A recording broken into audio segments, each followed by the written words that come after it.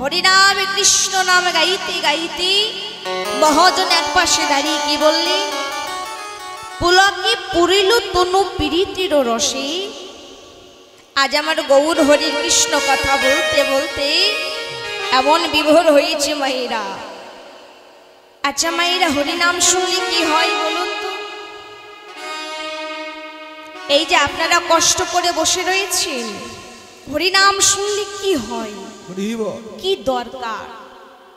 এত কষ্ট করে বসে থেকে বাড়িতে সমস্ত কাজ কর্ম ফেলে রেখে এই কীর্তন হরিসভায় বসে বসে কীর্তন শুনবো কেন?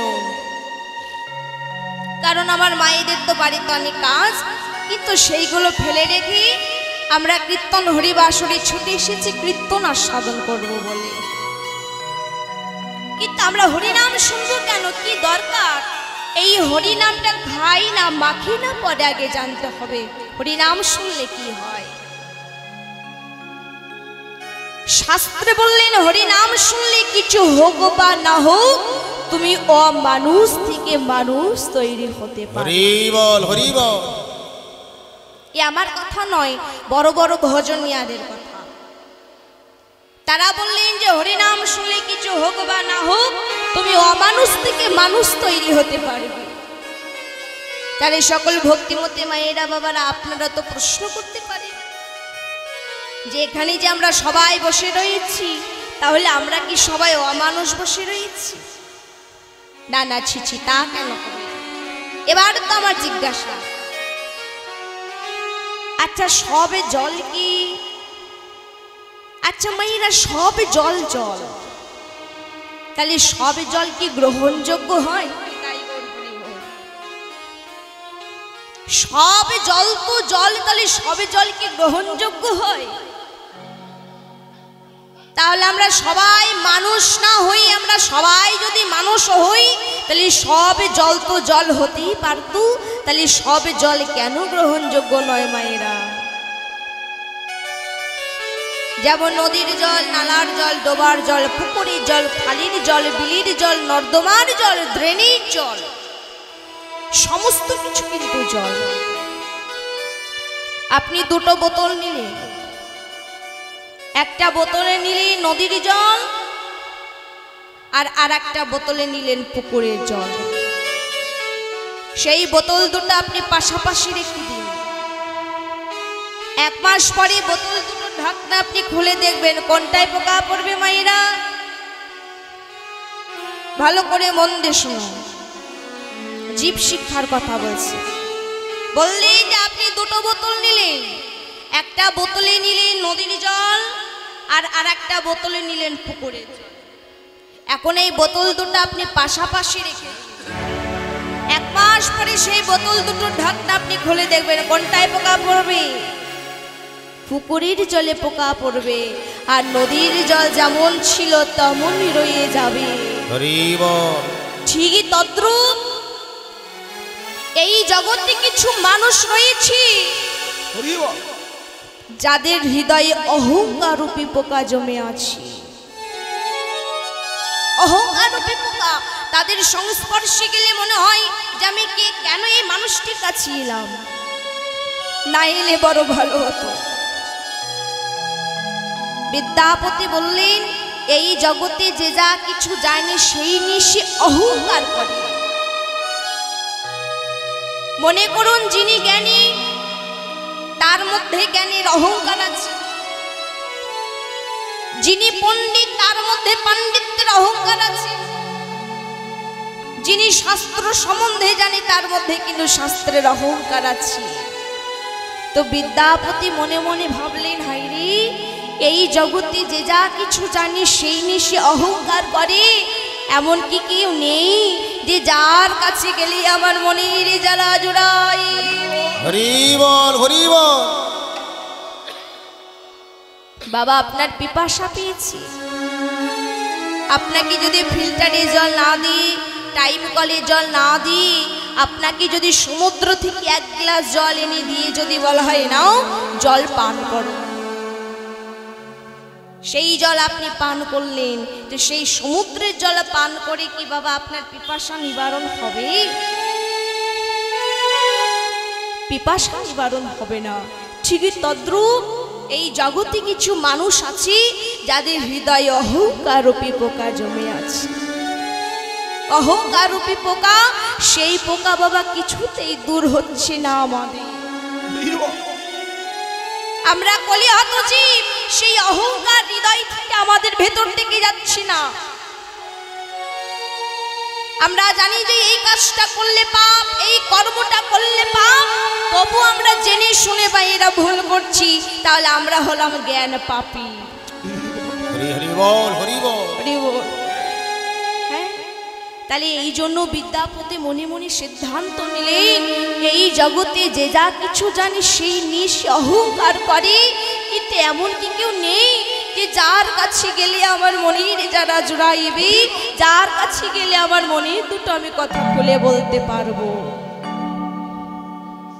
আর সেই মানুষটা হতে গেলে, ভালো মানুষ হতে গেলে, সৎ মানুষ হতে গেলে মায়েরা সৎসঙ্গ করতে হবে।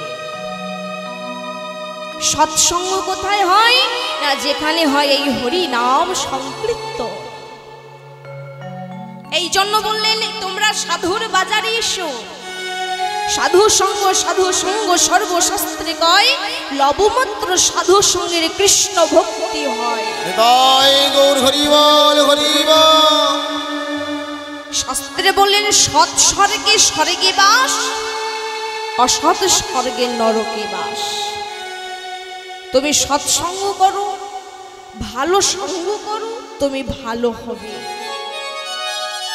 তুমি কুসঙ্গ করো, অসৎ সঙ্গ করো, তুমি খারাপ মানুষে পরিণত হয়ে যাবে, তোমার বেশি দিন টাইম লাগবে না। আর এই ভালো মানুষটা হতে গেলে বাবা অনেক কষ্ট করতে হবে, অত সহজে কিন্তু হওয়া যাবে না। আর কেউ যদি মনে করে আমি চুরি করব, আমি পাপ কাজ করব, তাকে কিন্তু আমাদের হৃদয়ে এমন কে আছে যে আমাদের হৃদয় থেকে আপনি আপনি করায়। তাই গৌর হরি বল, হরি হরি বল।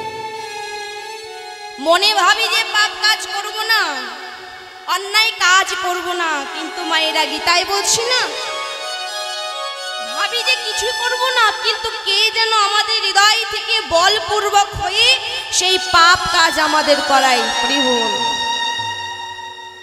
কেন বলো তো, কে করায় পাপ কাজ? নই যে ষড়রিপু। কারণ আমাদের হৃদয়ে ষড়রিপুগুলো বাবা সবল হয়ে রয়েছে, তারা দুর্বল নয়। এই সবল হয়েছে কেন জানো? আহারের জন্য। কারণ আমাদের আহারটা তো শুদ্ধ নয়, আমাদের আহারটা শুদ্ধ নয়। যে বদনে হরিকথা কৃষ্ণ কথা বলছি, সেই বদন দিয়ে মায়েরা অখাদ্য কুখাদ্য আহার করছি, তার কি কৃষ্ণ ভক্তি হবে? তার কি কৃষ্ণ কৃপা হবে? কখনোই সম্ভব নয়।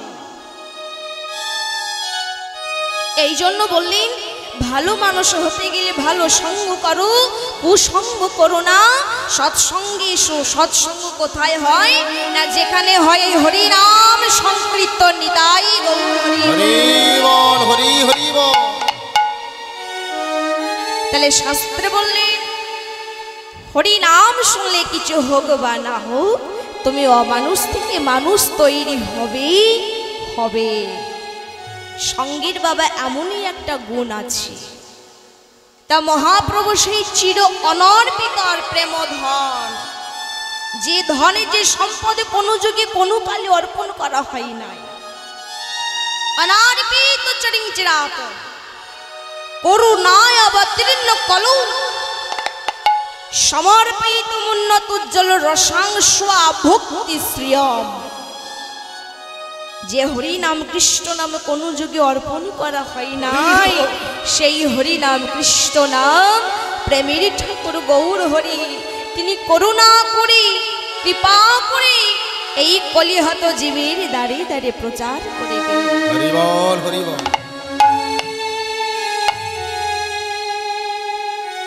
একদিন আমার গৌর হরি নিতাই চাঁদকে বলছি, দাদা ও দাদা,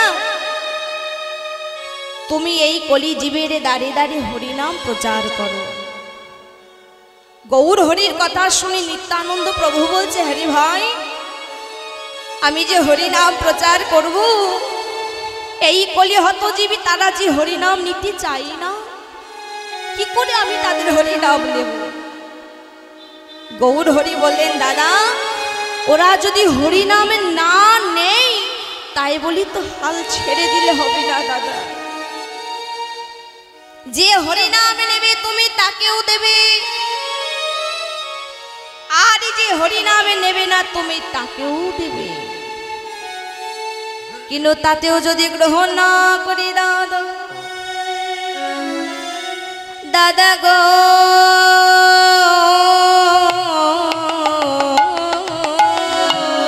দাদা গো, ওনা যে না চাইবে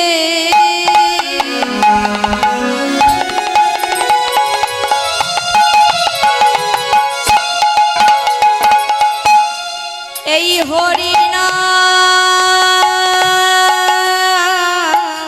হরিনাম নিতে,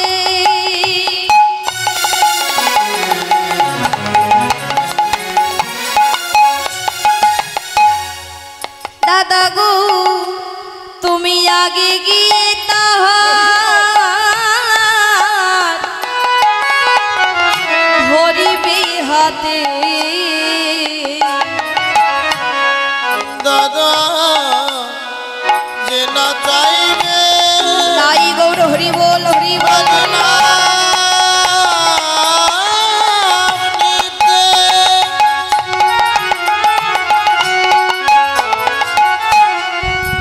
তুমি আগে তাহার ধরিবে হাতে,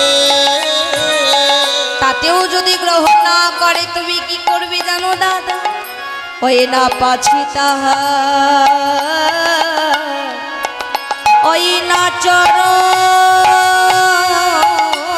ধরে তুমি এই হরিনাম বিলাইবে। ওই না পাছে দুটি চরণ ধরে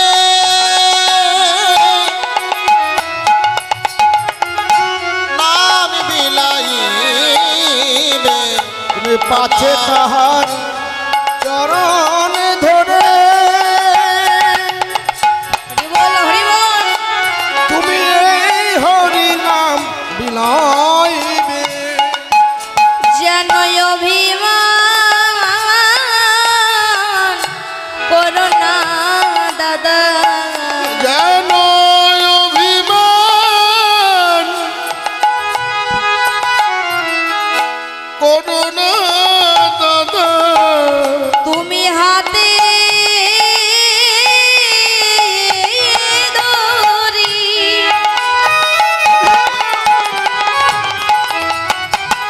তুমি পায়ে পড়ি,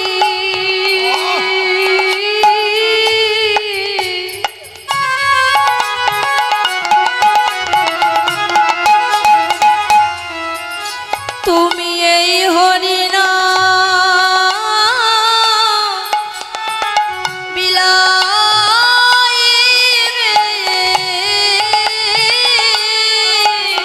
অগগতে হরি বল, হরি বল, হরি ধরে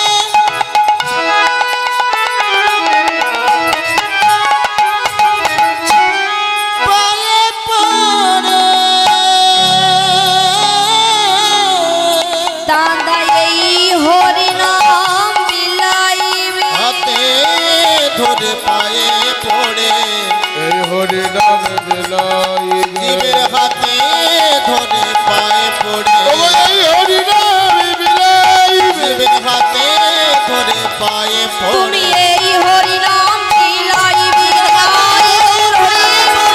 এই হরি নাম বিলাইবে, হাতে ধরে পায়ে পড়ে, যেন অভিমান করো না দাদা, আর পাছে দুটি চরণ ধরে নাম বিলাইবে, নাম বিলাইবে। হরি বল, হরি বল। আজ আজ সেই মধুমাখা কৃষ্ণ নাম হরি নাম বলবার জন্য মায়েরা, শোনবার জন্য আপনারা ছুটে এসেছি, আমরাও বলবার জন্য ছুটে এসেছি। তবে বলার ক্ষমতা নেই, গৌর হরি আমার হৃদয় মাঝারে প্রবেশ করে তিনি বলবেন। আমি কেউ নয় বাবা, আমি উপলক্ষ। তাই মহাপ্রভু ভক্তগণের সঙ্গে নিয়ে এইভাবে হরিনাম কৃষ্ণ নাম গাইতে গাইতে মহাজন একপাশে দাঁড়িয়ে বললেন, দেখো দেখো আমার গৌর হরির একই ভাব উদয় হয়েছে। ওই নয়ানন্দ জলে ডুবে নয়ন রাতা, গয়ানন্দ জলে ডোব নয়ন দাতা। মায়েরা হলো ধ্বনি জগৎ কি শোভরে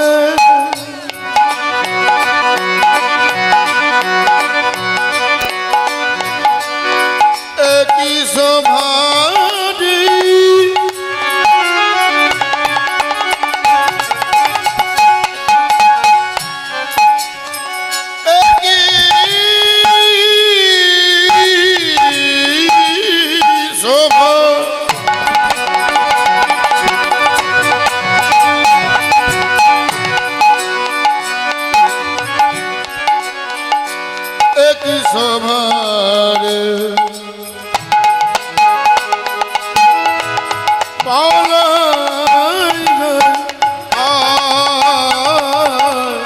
আনন্দ জলে ডুব নয়ন ত্রাতা। এ রাধা মোহন দাসে শরণ দাতা, রাধা মোহন দাসে শরণ দাতা।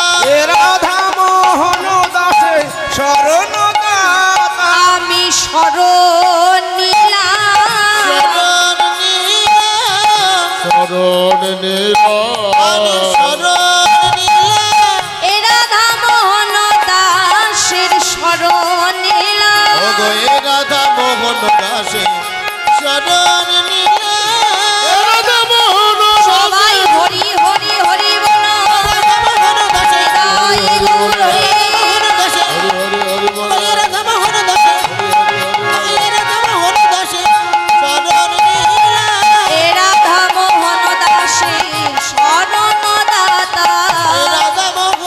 দাসের শরণ দাতা, আনন্দ জলে ডুবে নয়ন রাতা।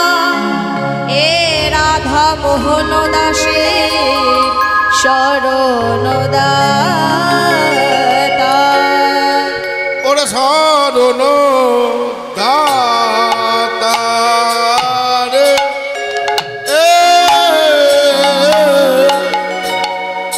রাধা মোহন দাসে শরণ দাতা।